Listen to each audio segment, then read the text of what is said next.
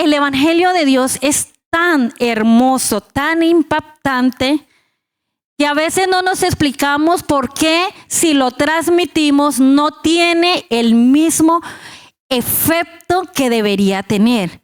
Si es un evangelio, un mensaje tan poderoso, porque el evangelio son las buenas nuevas de salvación. El evangelio son las buenas noticias.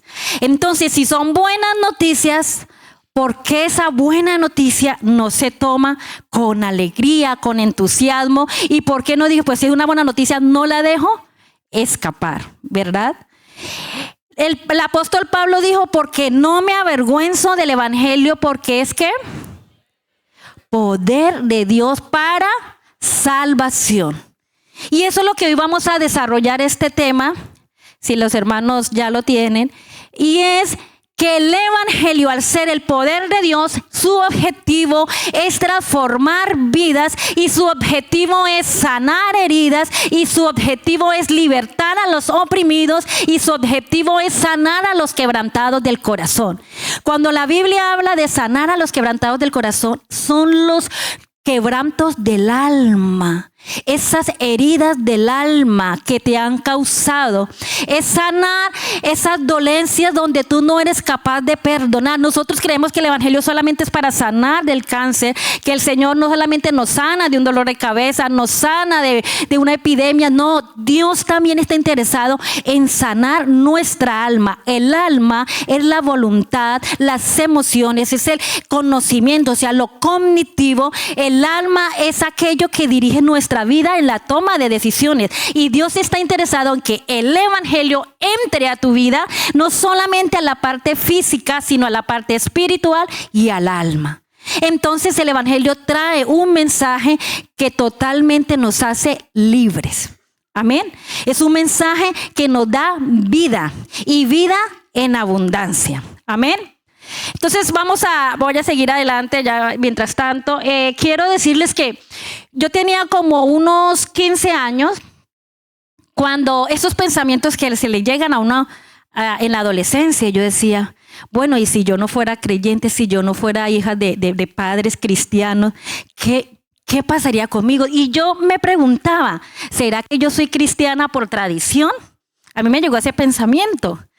Y me imaginaba como si no tuviera conocimiento de Dios y estuviera como igual las demás señoritas, las demás jóvenes afuera, haciéndolo lo suyo. Y yo contemplaba eso y decía, uy, no, yo es que no me veo. O sea, no puedo contemplar esa idea. Sin embargo, mi pensamiento era que el evangelio había llegado a mi vida por tradición. Resulta que pasó el tiempo, como a los 20, 21 años, por cuestiones de empleo, me trasladaron a una ciudad. Y allí en esa ciudad salí de un entorno, de un ambiente cristiano, salí de esa como cobertura cristiana donde yo podía estar todas las veces en el culto, veía a los hermanos, el ambiente cristiano que es tan bonito. Pero en esa ocasión entonces me alejé, allí yo era la única creyente, mis compañeros de trabajo no querían saber de Dios, eso tenía todos los vicios por haber, y yo era la única creyente ahí. Y comencé a experimentar que las tentaciones llegaban y lo que más me causaba impresión era que yo sentía que que no quería defraudar a Dios, que no me veía aceptando esas invitaciones, que no me veía pecando. Y entonces cuando yo pasé esa prueba o esa tentación en pie, entonces el Señor me recordó esa idea o ese pensamiento que me llegó a los 15 de que era por tradición, y ahí comprendí que era por convicción. Y comprendí algo muy importante, que yo no le tenía miedo al Señor. Yo no estaba en la iglesia simplemente porque me obligaron o simplemente tenía que hacer esto por X razón, no, sino comprendí que yo amaba era al Señor. Y esa es la causa de uno perseverar, el amor al Señor, no el miedo. ¿Por qué? Porque el miedo en un momento determinado se va. Tú no puedes mandarle un mensaje a tus hijos de terror, de miedo, que si no estás, entonces el Señor te va a castigar, el Señor te va a mandar situaciones difíciles. Y a nuestros hijos, si usted no se arrepiente, va a arder en el fuego, allá en la condenación, donde hay lloro y crujir de dientes y hay un fuego que consume. Claro que eso es así. Yo no estoy diciendo que no es así. Pero la forma como yo transmito el mensaje es la visión con la que yo voy a aceptarlo y a vivir. Y aquí los adolescentes, los niños, los ancianos, aquí venimos a disfrutar es el evangelio. Es el evangelio. El evangelio se disfruta porque el evangelio son buenas noticias. Entonces vamos a mirar cuántos han escuchado hablar de los bulos o los de los fake news. Yo no hablo muy bien inglés, fake news, creo que se dice así. ¿Cuándo han escuchado hablar? ¿Verdad? Ese es el tema que cada día de las noticias, porque ustedes ven noticias españolas, ¿verdad? Claro que sí, estamos en España y vemos noticias españolas. Queremos saber cómo estamos en nuestro entorno, ¿verdad? Bueno, entonces, eso es el común denominador en las tertulias, en las noticias de la mañana, de los bulos que está inundando. ¿Qué son los bulos? Los bulos son estos, dice, se trata de noticias falsas o bulos que se propagan por internet con el objetivo, escúchame bien, los bulos, de desinformar, de engañar y manipular a los usuarios. También son usados para desprestigiar o enaltecer a determinadas personas o instituciones con el fin de obtener un beneficio económico. O sea, los bulos son, ahorita que hubo la Dana, hubo muchos bulos. Ahora cuando es la guerra, hubo muchos bulos. O sea, hay mucha información que pareciese real, pero que al fin y al cabo no es real. Se desinforma. Entonces, se desinforma porque contiene cosas reales, pero a la vez los distorsiona de una manera engañosa. Se distorsiona porque son sensacionalistas. La mayoría de bulos para atraer la atención, todos los reels, todo eso, tiene que ser sensacionalistas para que la gente pinche vea, ¿verdad? Y también genera controversia. Todos los bulos generan controversia y ese es un problema mundial. Y también, que es lo que a donde yo voy es los bulos, las noticias falsas impactan en las decisiones. Por eso los políticos están asustados. Por eso todo el mundo está asustado, porque es que puede cambiar la forma de pensar, pero de una forma errada. Entonces, si tiene un impacto significativo en la opinión pública, porque lo perciben de otra manera, la gente va a tomar decisiones de acuerdo a qué, a una información que es como una mentira. Y quiero decirle que eso es lo que ha pasado muchas veces en tu familia, en tu entorno, amigo, tal vez tu mismo entorno te ha inculcado un bulo de esta hermosa noticia y buenas nuevas que es el evangelio. Y entonces vemos niños que se han criado en el evangelio que hoy en día son adultos y no quieren estar. Y uno se pregunta, ¿pero por qué? Es que eso, yo digo, disfrutar del evangelio y tener la bendición de que Dios gobierne nuestras vidas, nuestras decisiones desde niño, que yo hasta lo más mínimo decido, Señor, ¿qué carrera voy a escoger? Yo le consulto al Señor. Que diga, Señor, mira, este chico me gusta, Señor, ¿tú qué dices? ¿Me aprueba? ¿Listo? ¿Él es el mío o no? Y uno saber decir, sí, ese es, porque el Señor me lo aprobó. Señor, vea este trabajo, Señor, mira tal cosa. Y saber que Dios te dirige. O sea, dígame si eso no es una bendición. Entonces, ¿por qué esa generación, sobre todo en tiempos pasados, no están hoy perseverando? Porque ha habido un bulo en el evangelio. Una noticia falsa, una mala información, algo engañoso. Y eso lo hemos visto a lo largo de todo este tiempo. Y entonces hoy lo que queremos, o el Señor lo que quiere es, amigo, que tú has venido, hermano, es que tú te vayas con una visión verdaderamente del evangelio. Y eso, por eso enlazo la enseñanza de ayer de cómo Jesús amaba a la gente porque Él tenía compasión con lo que hoy vamos a ver. Si el evangelio es la respuesta a nuestras necesidades más profundas, porque eso es el evangelio. Si el evangelio son las buenas nuevas porque trae perdón, porque trae libertad, seguridad, propósito, aceptación, fuerza, porque el evangelio es ¿quién? Jesucristo. Si el evangelio resuelve nuestro pasado, porque cuando uno llega a los pies del Señor, uno va, ¿cierto? y de repente alguien te dice, mira, y la persona va andando creyendo que va bien, o simplemente ni le da por pensar si va bien o no, pero dice, bueno, yo me levanto y sigo guiando, pero llegale alguien, le habla del evangelio, le da las buenas nuevas de salvación, esa persona va y si acepta, cambia el rumbo, cambia su destino. Entonces, ¿qué pasa? Cuando llega el evangelio a tu vida, a tu familia, marca un antes y un después, antes de Cristo y después de Cristo. Y ese pasado que está ahí, entonces Dios lo resuelve y asegura que nuestro futuro, porque ya estamos contando con ¿quién? Con el poderoso evangelio, o sea, con Cristo en nuestras vidas. Y asegura no solamente eso, sino le da un significado ¿a quién? Al presente. Porque yo ya no vivo anclado al pasado. Claro, tú no vas a cambiar las cosas, hay unas consecuencias, pero Dios las toma y dice, bueno, ya estás conmigo, yo te doy una cobertura, yo te protegeré, yo te daré paz. Y entonces la vida cambia y se restauran hogares, y entonces el que estaba decaído, deprimido, toma vida, y entonces el que estaba desubicado se ubica, el que no tenía propósito de vida comienza a entender que ha nacido con un propósito. Porque el evangelio eso es lo que trae, ¿verdad? Continuamos. Entonces, ahora viene la siguiente pregunta, que es lo que quiero hacer hoy énfasis.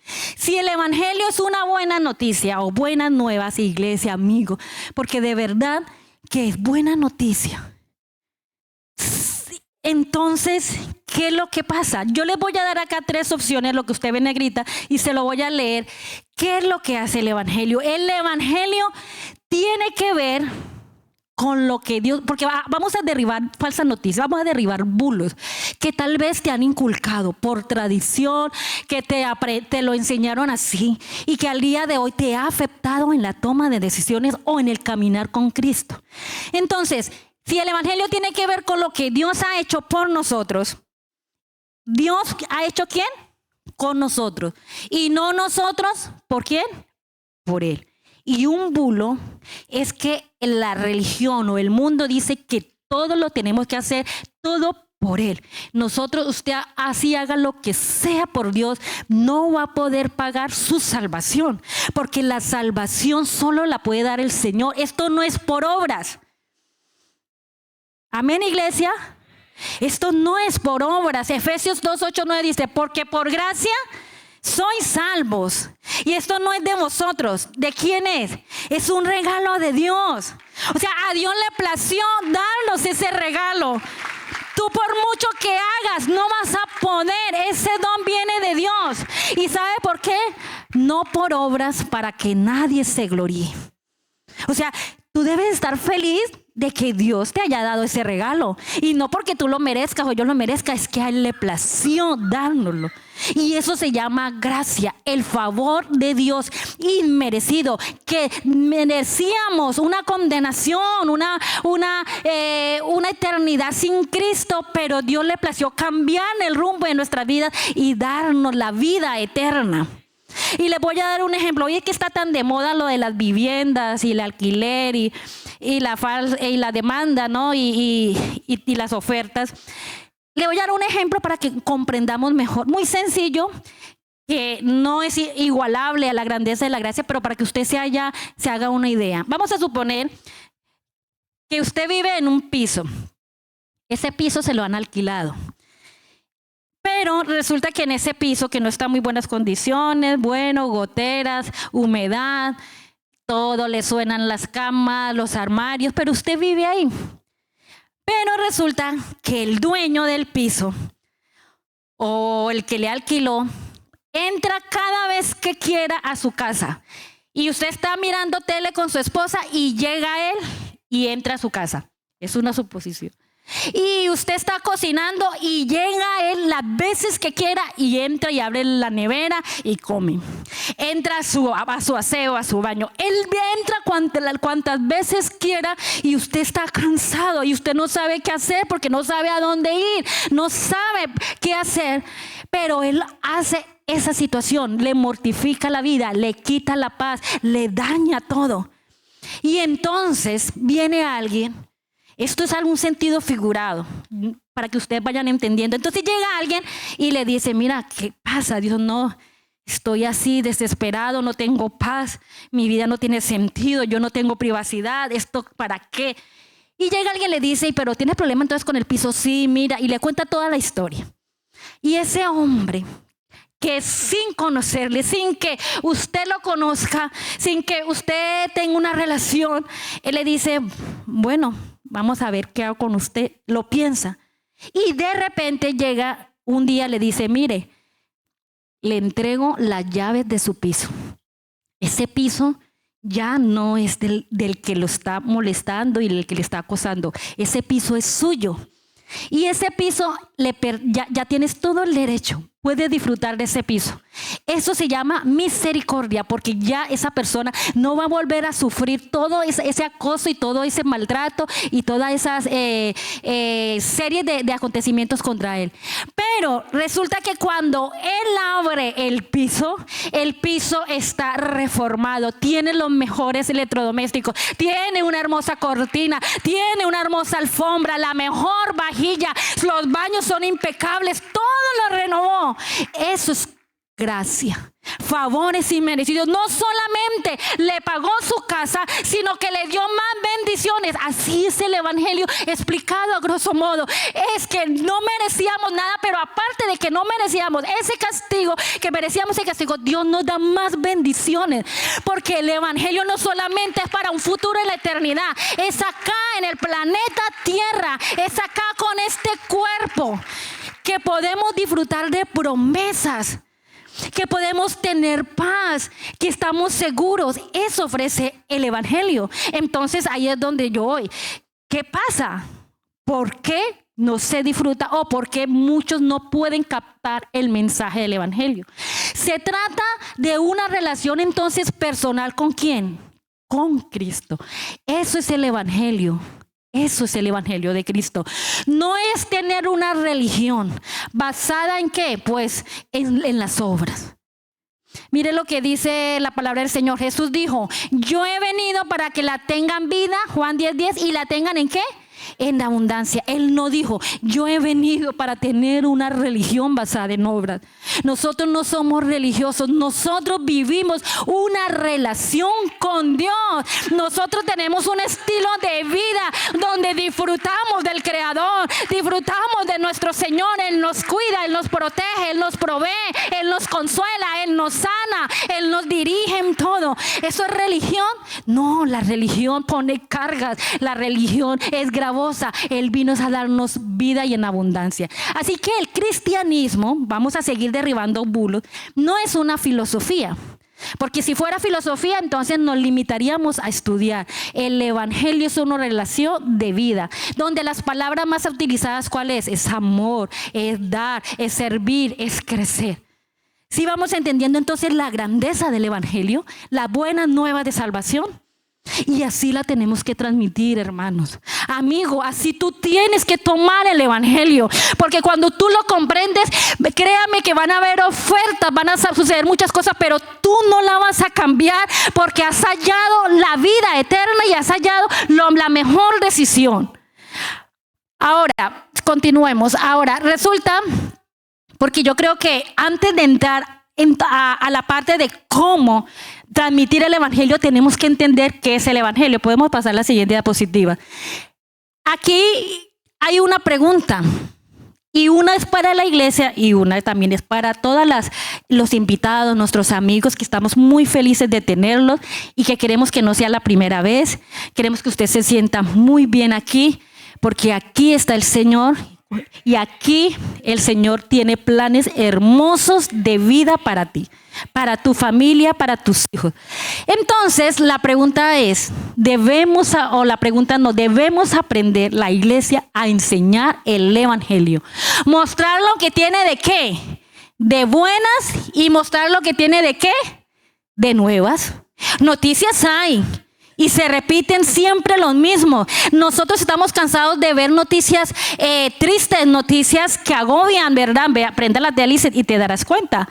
Pero el evangelio es una buena noticia y es una nueva noticia. para tu vida. Entonces, el secreto efectivo del evangelismo o del evangelio no es solo predicar el mensaje, sino también aprender a comunicarlo. ¿Y cómo yo aprendo a transmitir el mensaje del evangelio? Pues ¿a quién tengo? Los que vinieron ayer a culto. ¿A quién? A Jesús. El modelo para nosotros aprender a transmitir el evangelio es el Señor Jesucristo. Él no solamente nos dijo qué teníamos que decir, sino Él nos dejó también a través de los evangelios y a través de toda la palabra de Dios cómo comunicarlo. Pero nos quedamos con un solo concepto y eso es lo que vamos a aprender. Entonces vamos a entrar ahora sí vamos a entrar en dinámica. Si vamos cogiendo la enseñanza, entonces ¿qué es lo que primero tenemos que comprender?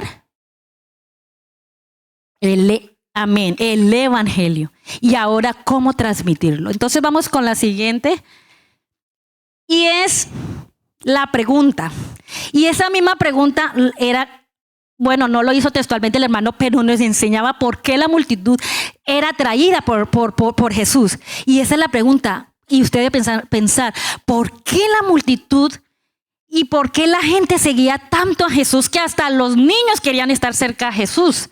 Entonces, aquí encontramos que el Señor presentaba el evangelio de una forma tan hermosa, tan impactante, que Él mismo dice, si fuera levantado de la tierra, a todos atraería a mí mismo. O sea, el mensaje del Señor es cautivador. El mensaje del Señor atrae. ¿Por qué atrae? Porque es la solución. Es un mensaje que sana. Es un mensaje que liberta. Es un mensaje que va a la necesidad. Y el mensaje de Jesús tenía 3 características. Y ayer el hermano Jonathan explicaba que Jesús tenía compasión. Él se paraba al Señor a dar las enseñanzas y él decía, él miraba a la multitud. ¿Y qué sentía? Sentía compasión. Porque veía a las personas, a la gente, como ovejas sin pastor, desamparadas. Esa compasión y ese amor es lo que hace efectivo el evangelio. Aleluya. Entonces, hay 3 características. Una, y el Señor nos la dejó, es aprender y seguir sus pasos. Él amaba a la gente. Él los amaba. Mateo 9:36 dice, y al ver la multitud, tuvo compasión de ellas porque estaban desamparadas y dispersas como ovejas que no tienen pastor. Él las amaba. Iglesia, nosotros debemos amar a las almas. Nosotros debemos amar al pecador. No importa su condición. No importa qué tan malo sea. Si Dios los amó, ¿por qué nosotros no? Si nosotros somos enviados a predicar el evangelio. Y 2 cosas también, y es que aparte de amarlo, el mensaje del Señor satisfacía las necesidades. Él satisfizo las necesidades del pueblo. En Mateo 15:30 dice, y se le acercó mucha gente que traía consigo ¿a quién? A cojos, a ciegos, a mudos. Él traía a mancos, otros muchos enfermos, y los pusieron a los pies de Jesús y Él los sanaba. Vamos a mirar la primera parte, los amaba. ¿Sabe que en el Nuevo Testamento aparece más o menos como 50 veces la palabra amor? La Biblia dice que el que no ama no ha conocido a Dios. ¿Por qué? Porque Dios es amor. O sea que el que nosotros haya amor es un indicador de que yo he conocido a Dios. Si tú no amas a tu prójimo, si tú no amas a tu hermano, si tú no amas, entonces te falta conocer al Señor. Eso dice Primera de Juan. Y aparte de eso, es comenzar a entender, nosotros, hermano, entre nosotros nos amamos, ¿verdad? Somos un solo cuerpo, formamos parte de la iglesia. Y ese amor nos hace tener comunión. Nos hace amarnos, comprendernos, soportarnos, respetarnos los unos a los otros, porque tú has conocido a Dios. Pero a veces ese amor es cerrado. A veces ese amor necesitamos nosotros es expandirlo. Que sea un amor no hacia adentro, sino un amor hacia afuera. O sea, la iglesia ama y tiene un amor genuino, pero a veces no lo sabemos expresar.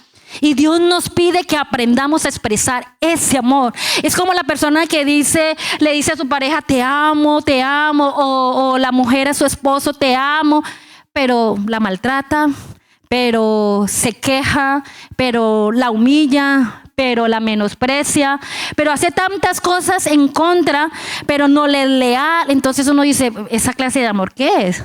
¿O me amas o no me amas? Porque el amor no es un simple sentimiento, solamente un sentimiento. El amor, escúchenme bien, es un comportamiento. Yo no puedo decir que amo y hago todo lo contrario. Las palabras se las lleva el viento. El amor se demuestra ¿con qué? Con hechos. Entonces el amor es un comportamiento. Entonces si yo amo, yo tengo que comportarme amando. Dice 1 Corintios 13:1, si yo hablase lenguas humanas y angelicales y no tengo amor, ¿cómo vengo a ser? Como metal que resuena o címbalo que retiñe. Entonces, la iglesia ama y nos amamos entre nosotros, pero no solamente entre nosotros nos tenemos que amar al que está allí perdido, al que está allí bajo las drogas, al que está allí viviendo una vida desordenada, al que está allí perdido en su identidad sexual, al que está allí corrompiendo su cuerpo. Debemos amarlos. Porque a veces dicen, ¿cómo lo podemos amar? Yo quiero que ustedes comprendan que una cosa es la aceptación sin compromiso, sin aprobación. ¿Qué quiere decir esto? Como cristianos hemos sido llamados a aceptar y amar a todas las personas que no sean creyentes, lo que llamamos nosotros incrédulos. Pero eso no indica que yo apruebe su estilo de vida, pero sí debo aceptarlo y amarlo. A su familia.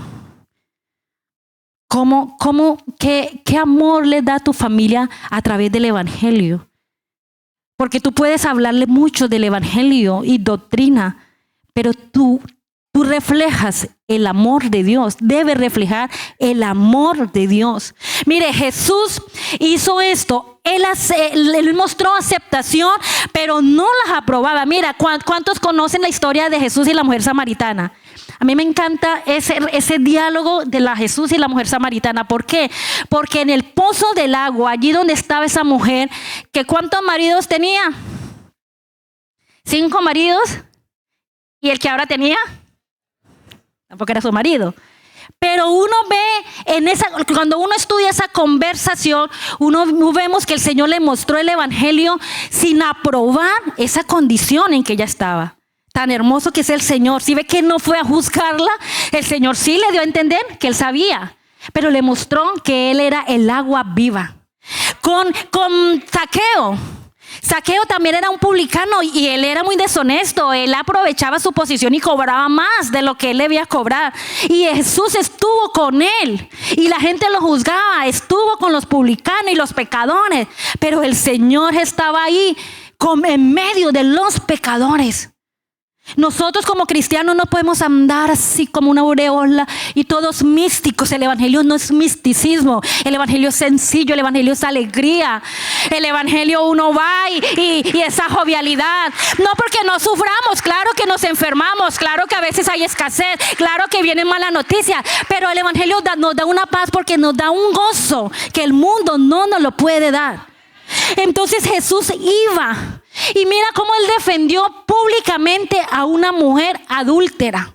El Señor la defendió de una forma que no minimizó el pecado. O sea, el Señor dijo, no, está bien, te entiendo que hayas caído en adulterio porque verdad tu esposo. No, él no minimizó su pecado, pero sí la defendió públicamente y le dio dignidad. Eso hace el evangelio con el pecador, dignificar, porque el pecado deshumaniza a la humanidad.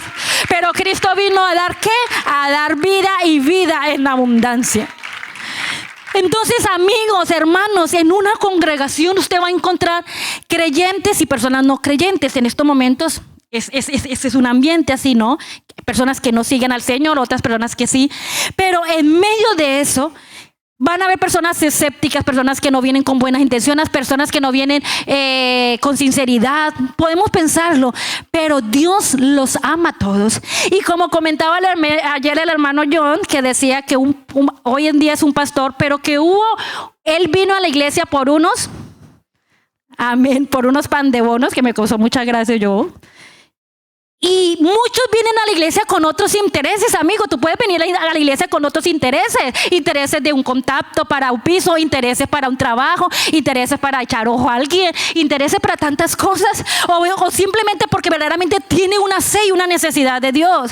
Y Dios en el momento no te está juzgando de tu interés por venir a la iglesia. Él lo que quiere es aprovechar esa oportunidad por la que tú vienes para cogerte y transformarte y darte vida y cambiar tu destino. Aleluya. No importa cómo hayas venido, no importa qué intenciones vienes. Si nos viste por las redes o alguno te convidó y dice, bueno, quiero venir. Pero si tú has venido, ya hay esperanza. Si tú has venido, acepta este mensaje de buenas nuevas, porque estarás tomando la mejor decisión de tu vida. ¿Y cuántos decimos los que hemos aceptado esa decisión? La mejor decisión de nuestra vida.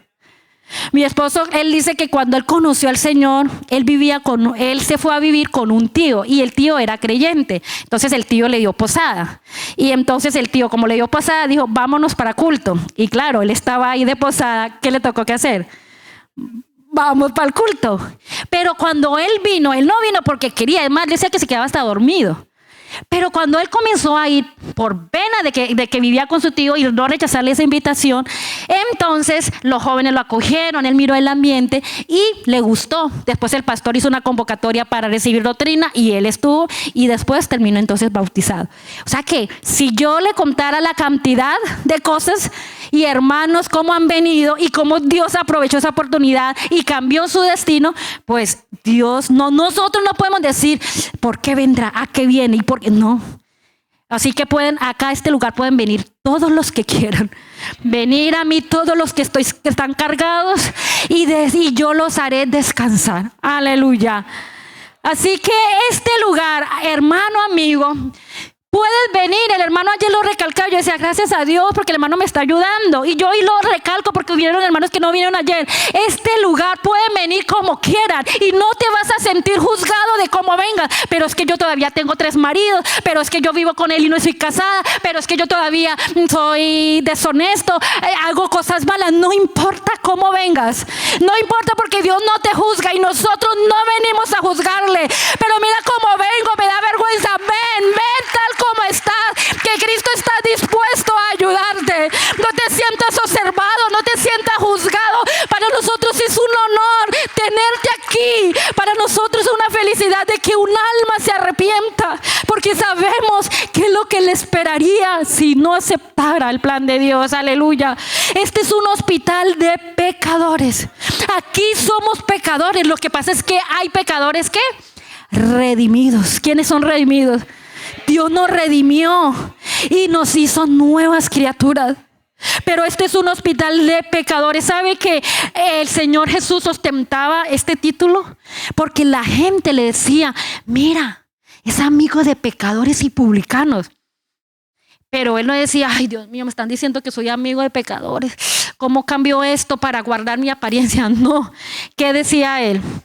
Me encanta cuando uno lee la palabra del Señor y uno entiende que Él decía, no, es que yo he venido a traer vida y a traer vida en abundancia. Marcos 2:17 dice, los sanos no tienen necesidad de ¿qué? O sea, si los sanos no tienen necesidad de médicos, este es un hospital de pecadores. Acá venimos a que con la ayuda del Señor y su Espíritu Santo a restaurar, a sanar heridas, vidas destruidas por la depresión, por la ansiedad, hogares que están a punto de acabar, niños que están sufriendo. Pero aquí hay vida. Este es un hospital donde toda persona puede venir y recibir de Dios la sanidad para su alma, los quebrantados de corazón. Y Él dijo, los sanos no tienen necesidad de médicos, sino los enfermos. No he venido a llamar justos, sino ¿quién? Pecadores. Entonces esto es lo que retuvo a Jesús en la cruz del Calvario. Él cuando fue a la cruz del Calvario, Él no lo retuvo los clavos, Él fue la humanidad. Él en la cruz del Calvario vio almas arrepentidas amándole, siguiendo, dando su vida por Él. Y tú formas parte de esa bendición porque Él dijo consumado es. Y Él quiere darte salvación y vida eterna. Entonces, esta primera parte de amor, la iglesia la tiene que aplicar. Ay, es que mi esposo no es inconverso y yo quiero que... A ver, dale tiempo, muéstrale el amor de Dios. No lo juzgues, no lo machaques. Tu hijo, es que mi hijo no quiere saber nada de Dios y tú no haces sino mandarlo al infierno. ¿Por qué le muestras la condenación y por qué no le muestras la salida? Decirle: Cristo te ama, hijo, no importa, yo voy a orar por ti. Cuando él llegue, tal vez borracho, no sé, y tú te levantas en vez de echarle agua y vea: uy, no, esta casa es santa y mis hijos acá. ¿Por qué no vas y le sobas su cabeza y le dices: Señor, liberta a mi hijo, él está cautivo por el pecado, pero si tú lo salvas, yo sé que le cambiará su mente, su corazón y será una nueva criatura. O sea, ora por él con amor y misericordia. No lo juzgues. No juzguemos, iglesia, a las personas que entran a este lugar. No, brindémosle amor, brindémosle calor, una atmósfera y un ambiente celestial. Que ellos digan: aquí me siento diferente, siento paz, algo sucede en este lugar y es la presencia del Señor. Aleluya. Y la segunda es que iba a las necesidades. El evangelio, hermanos, satisface las necesidades espirituales, físicas, emocionales, intelectuales y sociales. O sea, el evangelio es completo porque el ser humano es cuerpo, alma y espíritu. El evangelio no solamente llega a la parte espiritual, el evangelio llega a la parte emocional y a la parte física también, porque nuestra vida, que antes era miembro de iniquidad, se convierte en ¿qué? Templo del Espíritu Santo. ¡Wow! Miembro de iniquidad, templo del Espíritu Santo. Una vida emocional totalmente distorsionada, una vida de amargura donde no podía perdonar, resentida, y Dios te da la capacidad de perdonar a ese que te hizo daño, a ese que te causó tanto mal. Sana las heridas del corazón. Y el espíritu entonces me lo transforma, porque mi espíritu entonces se conecta con el Espíritu de Dios, y ahí donde tú recibes su Espíritu Santo y recibes de su presencia, porque Dios es espíritu y es necesario que le adoremos en espíritu y en verdad. Las tres áreas. La gente no se le puede compartimentar. O sea, cuando viene una persona puede venir a la iglesia solo por sanidad. Y tú no tienes que decirle: no, él viene por sanidad y su alma. El Señor primero iba por la necesidad y luego mandaba el mensaje del evangelio. Claro, a una persona que venga solamente a pedir por sanidad, no los dejes ir sin mostrarle el evangelio, porque Dios está muy interesado en la sanidad del cuerpo, la sanidad del alma. Entonces, pero no importa, venga Dios satisface esa necesidad, sea espiritual o sea física.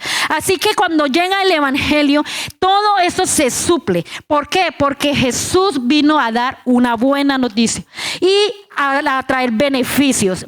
Esos beneficios es porque Dios no quiere religión en tu vida. Él dijo: yo soy el camino, la verdad y la vida.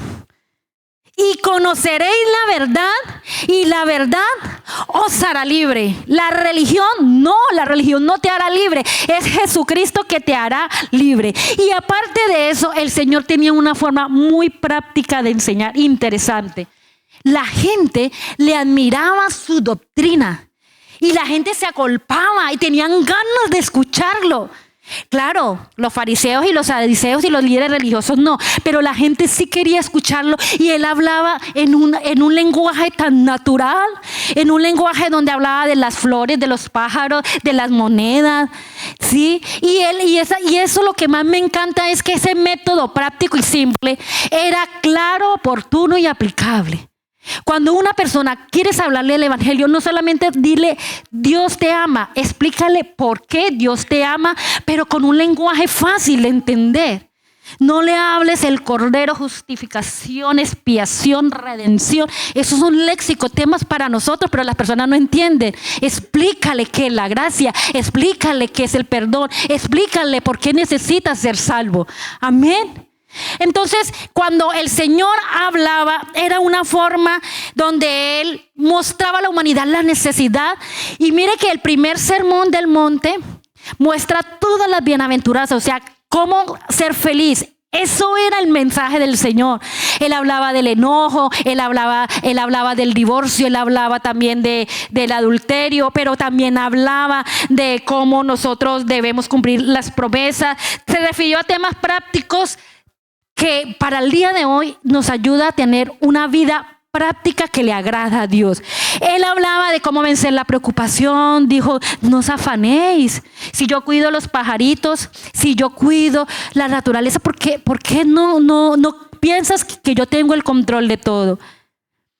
Entonces, mis hermanos, lo que el Señor quiere hoy decirte es que necesitamos evaluar cómo transmitimos el mensaje. Y amigo, si el Señor hoy te está hablando y te está diciendo, pues yo creía que el evangelio era otra cosa, entonces es necesario que digas, Señor, quiero aceptar este mensaje de vida porque tal vez no lo había entendido, porque tal vez me lo enseñaron como un Dios cruel, un Dios que juzga, como un Dios que hace daño.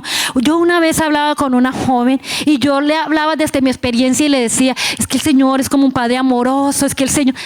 Y ella se quedaba mirándome y claro, yo dije, ella no me está comprendiendo, o sea, no captaba lo como yo le estaba diciendo de que el Señor era un padre amoroso, que uno no se sentía solo, que tal. Y entonces el Señor como que cuando uno habla con las personas, el Señor a uno le ilumina y lo guía, ¿verdad? Y le pone las palabras correctas. Entonces en ese momento yo comprendí que yo lo hablaba porque desde mi experiencia, pues a nivel de mi padre, así era mi relación, entonces yo lo asociaba y que el Señor es nuestro Padre eterno, ¿verdad? Pero ella... no era la visión de su padre, era un padre duro, un padre que la menospreció, un padre que no la valoró, un padre que le hizo mucho daño. Entonces ella en ese momento no podía captar mi relación como Dios como padre. Entonces nosotros tenemos que estar con el oído sensible a la voz para darle a la gente la palabra que él necesita. Entonces cuando ya entendí y le comprendí, a excepción, no lo asimiles al Señor como ese padre que fue duro, que te castigaba, que te exigía. No, entonces dijo, ay, es que por eso era, hermana, es que usted me decía de padre amoroso y mi padre no me hacía. Entonces ella asimilaba a Dios como fue su padre. Pero el Señor a uno le va enseñando a hablarle a la gente, ¿verdad? Entonces... vamos a seguir la siguiente diapositiva y quiero que la vean. Nosotros, el ser humano, en nuestro cerebro, tiene un sistema reticular activado. Acá en esta parte del cerebro. Eso Dios nos lo hizo así. Y me encanta porque esa parte del cerebro examina y también lo que hace es que me permite que lo que yo vea, lo que yo oiga y lo que yo huela, lo voy asimilando. Pero, claro, esa parte del cerebro... ayuda a filtrar todo aquello que nos llega, pero nos ayuda a quedarnos ¿con qué? Con lo importante, porque si no, imagínense el cerebro recibiendo toda la información con los sentidos, con la vista, con el oído, con lo que olemos, con todo, pues no, nos volveríamos locos. El Señor, como es tan bueno, Él fue nuestro creador, entonces Él creó eso en nuestro cerebro para que filtrara la información. Y los estudios dicen que el cerebro capta 3 cosas. Y eso me va a ayudar a entender entonces a cómo transmitir, hermano, el mensaje, a cómo hablarle a tus hijos, a tu familia, a tus amigos, a tus jefes el mensaje. ¿Qué es?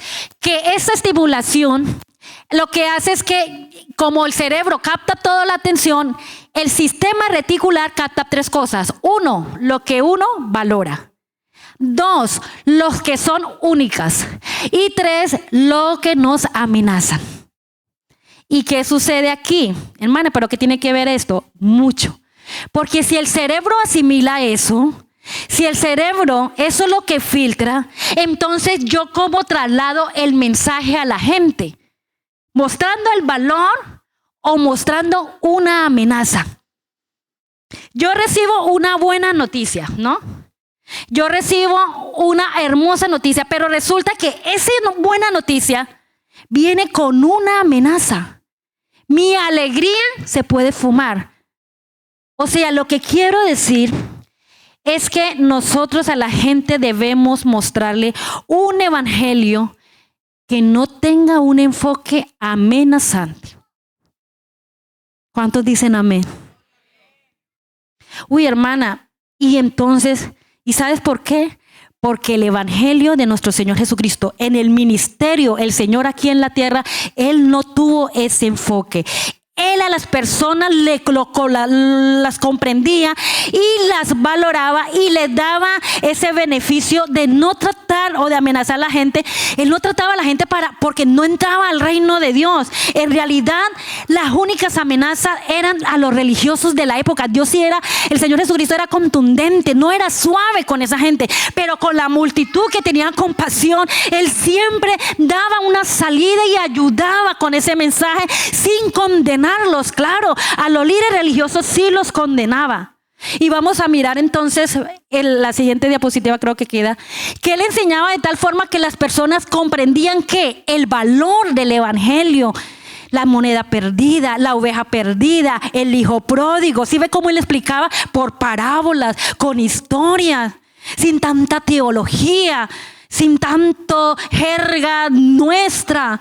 Él le hablaba en arameo. ¿Qué quiere decir? Que él no hablaba el griego clásico, él podía, pero él habla el arameo, él hablaba con el idioma, el dialecto del pueblo. Entonces, él no trataba de amenazar a la gente para que entrara al reino de Dios. Amenazar no hace llegar a la gente, y si hace llegar a la gente, el día que se le quita el miedo, se va. Porque es que por miedo nadie vive, pero por amor sí nos sostenemos. Entonces, en realidad sus únicas amenazas eran hacia los líderes religiosos de la época, hacia los fariseos, saduceos, y sus palabras no fueron siempre suaves, ya que los criticaba por su hipocresía y legalismo. No sé si se les dificulta ponerme Mateo 23. Bueno, igual en la diapositiva está, pero si tú lees Mateo 23, él habla de ¡ay! ¿De quién? De la religiosidad, del legalismo, de la hipocresía de juzgar. Él hablaba de eso. Amén. Gracias, hermana Joana. Ay de vosotros, escribas y fariseos hipócritas, ¿por qué devoráis las casas de las viudas y como pretexto hacéis largas oraciones? Por esto recibiréis mayor condenación. Sigamos. Bueno, son muchos. Ay de vosotros, escribas y fariseos hipócritas, porque recorréis mar y tierra para hacer un prosélito, y una vez hecho, le hacéis 2 veces más hijos del infierno de vosotros. Sigamos con otro ay. Ay de vosotros, guías de ciegos, que decís, si alguno jura por el templo, no es nada, pero si alguno jura por el oro del templo, es deudor. Ay de vosotros, sigamos con los ay, insensatos y ciegos, porque ¿cuál es mayor el oro, el templo, que santifica el oro? Hay otro ay, creo. También decís, si alguno jura por el altar, no es nada, pero si alguno jura por la ofrenda que está sobre él, es deudor. Sigamos. Necios y ciegos, porque ¿cuál es mayor, la ofrenda o el altar que santifica la ofrenda? Bueno, ahí en esta, yo quiero, exacto, está ahí. Ay de vosotros, escribas y fariseos hipócritas, porque diezmáis la menta y el eneldo y el comino, y dejáis lo más importante de la ley. ¿Cuál era lo más importante? La justicia, la misericordia y la fe. Fuera religiosidad, hermanos. ¿Por qué? Porque dice la palabra del Señor que esto es por fe, pero la fe viene acompañada de obras. Pero yo las obras no las hago para tener contento al Señor. Yo hago las obras es porque estoy feliz con el Señor. Mira la diferencia. Yo vengo al culto no para ser salvo y tener contento al Señor. Yo vengo al culto es porque disfruto y alabo al Señor. Yo doy ofrenda y diezmo no porque estoy comprando al Señor, sino que estoy tan agradecida con el Señor que lo doy. Pero a veces lo hacemos a la inversa. Vengo al culto para tener contento al Señor. No, yo vengo al culto es porque disfruto del Señor. Yo disfruto servir no por carga ni responsabilidad, es porque anhelo y soy tan agradecida que le sirvo con todo mi corazón. Y por último, quiero que miremos el enfoque que Jesús utilizaba. Y alguno dirá, ¿qué enfoque tenía? Pues yo le voy a decir algo, sigamos con creo que la última, no sé. No tenía un enfoque estándar para testificar. Sencillamente él encontraba a la gente y cuando estaba, por ejemplo, con la mujer del pozo, o sea, la mujer samaritana, le mostró el agua viva. Cuando estaba con los pescadores, ¿de qué les hablaba? De aseos, pescadores de hombres. Cuando él hablaba por ejemplo, con personas de diferentes estilos, él se adaptaba a la cultura. Él se mezclaba entre ellos. Y lo que más nosotros necesitamos entender, yo creo que ya es suficiente este mensaje, porque podemos abarcar y explicar más estrategias como el Señor hablaba, pero quiero decirle que el Señor dio ese mandato de predicar el evangelio, y Él les dijo a los discípulos: sanar enfermos, limpiar leprosos, resucitar muertos, echar fuera demonios. De gracia recibiste, dar de gracia. Hermanos, Dios nos tiene que capacitar para llegar al pueblo español. Dios nos tiene que capacitar para llegar al asiático. Dios nos tiene que capacitar para llegar al musulmán. Dios nos tiene que llegar y capacitar para llegar al ateo. Y necesitamos nosotros comprender que Cristo es el que nos da las ideas, la creatividad, y su mensaje es tan poderoso que cautiva a la humanidad. Así que yo no sé, amigos, si de pronto tú has tenido prejuicios con el evangelio, o tal vez te han hecho daño en una iglesia, o tal vez tu familia te mostró un evangelio muy diferente al que te estoy mostrando. Pero en esta hora Dios quiere decirte y quiere abrir tu mente, no para que le des una oportunidad, no para que le pidas una oportunidad o para que Dios te dé una oportunidad, sino que tú le digas: Señor, quiero tener la oportunidad de verdaderamente conocer esa buena nueva de salvación. Yo creía que eso era una carga, yo creía que eso era aburrido, yo creía que que iba a ser peor de como yo estoy. Yo quiero decirte: no, el evangelio nos da vida, y vida en abundancia. Tú caminas y tú sabes que Dios va contigo. Tú no tienes nada, pero sabes que Dios en cualquier momento te puede suplir. Te sorprende la muerte, sabes que te vas con Él. Viene el Señor por su iglesia, entonces estamos preparados. O sea, un cristiano que viva verdaderamente el evangelio es la persona más feliz de la tierra. Disfruta de su familia, disfruta de sus hijos, le tiene propósito a su vida. Pero yo, ¿por qué nací? Mi padre, ¿por qué no me abortaron? ¿O por qué? No importa cómo ha sido tu pasado, tu niñez, tu adolescencia. Si vienes a Cristo, Él lo cambia en vida. Y esos que te hicieron tanto daño y que tú guardas rencor, Dios te concede la capacidad de perdonarlos. El hermano de mi esposo contaba el testimonio del misionero de Suecia, que hoy está administrando al asesino de sus padres, el que lo secuestró allá en Colombia, y las cosas que el Señor apareja, y ahora él es el pastor del asesino de sus padres y lo bautizó en el nombre de Jesús. ¿Sí recuerdan el testimonio? Es que eso es el evangelio, buenas nuevas. ¿Cuántos hogares están a punto de destruirse y encuentran entonces un nuevo camino? ¿Cuántos hijos odian a sus padres, pero cuando llega el evangelio ya dicen: no, pues mis padres lo hicieron por ignorancia, pobrecito, lloro por ellos? ¿Quién lo hace? Las buenas nuevas de salvación. ¿Cuántas personas han sido decepcionadas amorosamente, emocionalmente decepcionadas, pero en Cristo encuentran consuelo y dicen: no, si el Señor me ama, a mí qué me da que no me amen? El amor más puro, transparente, fiel, es solo el amor de Jesucristo. El hombre falla, tus padres fallan, tus hijos fallan, pero el amor de Dios no tiene palabra, no tiene nada de contaminación, es puro, es fiel. Aunque tú permanezcas infiel, Él permanece fiel. Y yo quiero invitar a un amigo, a una persona que le han mostrado el evangelio con bulos, que le han dado una falsa noticia, que han distorsionado el evangelio. Yo quiero invitar a una persona que le diga: Señor, yo quiero experimentar este evangelio que me están mostrando. Yo quiero vivir, Señor, en esta hora como tú estás queriendo que yo viva. No importa mi pasado, no importa, pero yo quiero hacer un compromiso contigo y quiero decirle a esa persona que tomarás la mejor decisión.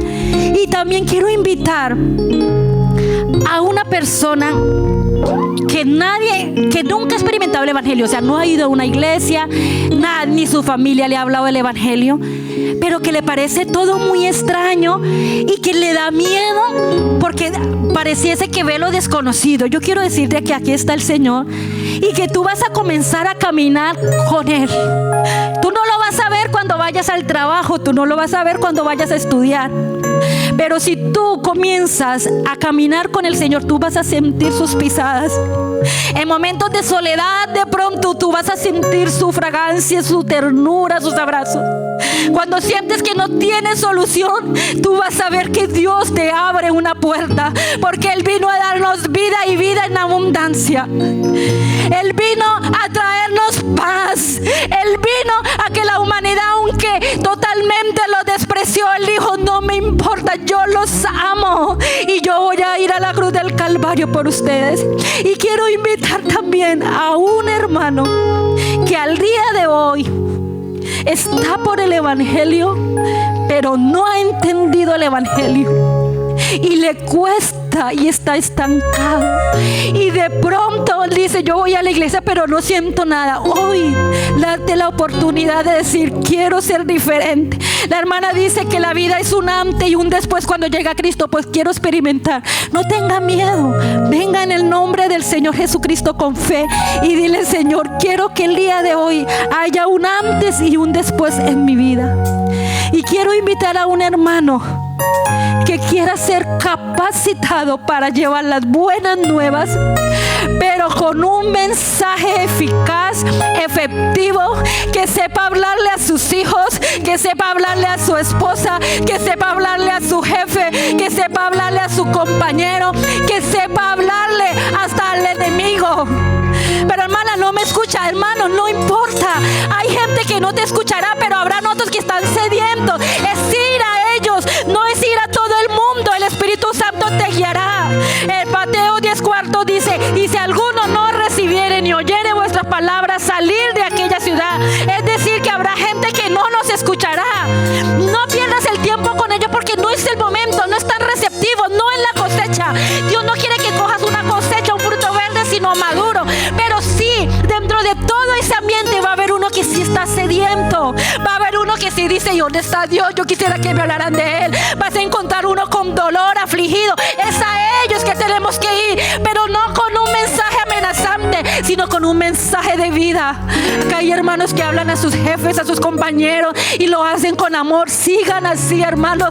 Ofrézcanle ese amor, ofrézcanle esa buena noticia, porque Dios te está preparando a la iglesia, porque van a llegar muchas almas, pero necesitamos tener compasión y amor. Yo le invito a ponerse de pie y vamos a orar. Vas a orar por tu familia, vas a orar. Y si en un caso tu mente, tú dices: yo verdaderamente estoy por tradiciones, porque me trajeron mis padres, pero quiero verdaderamente vivir mi propia experiencia, hazlo, hermanos.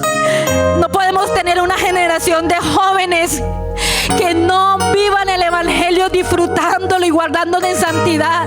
No, yo vivo así, yo soy así, pero por miedo. No, fuera el miedo, fuera la religiosidad. Necesitamos tener un estilo de vida donde tú goces el ser así, donde tú disfrutes este poderoso Evangelio. ¿Quién más desea venir y decirle: Señor, capacítame? Quiero hablarle a mi familia. Ay, mi hermano es muy duro. ¿Cómo le estás hablando a él? ¿Cómo le estás hablando a tu esposa, a tus hijos? ¿Hace cuánto que no sientes la presencia del Señor? Entonces ves al Señor Jesucristo como un Dios que te da la espalda. Joven, amigo, hermano, Dios no nos está dando la espalda. Él está aquí diciendo: venid a mí, todos los que estáis trabajados y cargados, que yo os haré descansar. Él vino para darle libertad a los cautivos. Hermanas, que si usted supiera los pecados que yo tengo, lo que yo he hecho, quiero decirte que a eso vino el Señor, a salvar pecadores, no a justos. El único pecado que Dios nos salva y perdona es la blasfemia contra el Espíritu Santo. Pero eso es para los que le han conocido. Pero si tú no le has conocido, no importa la gravedad de tu pecado, ven y recibe vida en el nombre de Jesús. Ven y seas nueva criatura. Ven y cambia tu destino. Ven y disfruta de las buenas nuevas de salvación. Ay, hermanas, si supieran los hábitos, los vicios que yo tengo, no tengas temor, porque es más el que está con nosotros. Él te dará las fuerzas, porque Él se glorifica en nuestras debilidades. No tengas temor de ir hacia atrás, porque cuando uno camina de la mano del Señor, uno va adelante con el poderoso gigante. Yo invito a la iglesia que vamos a orar por este grupo de hermanos, por este grupo de personas que han dado su paso. Vamos a ayudarle en oración y decirle: Señor, que hoy sea un antes y un después en su vida. Yo invito a los diáconos que pasen este lugar, impongan sus manos. Yo les invito a que vengan y le digan: Señor, aquí hay un alma que está sedienta de ti. Acá hay una persona que quiere comenzar a caminar en tus caminos. Guíale, guía sus pasos. Oh Señor de la gloria, bendito Padre celestial.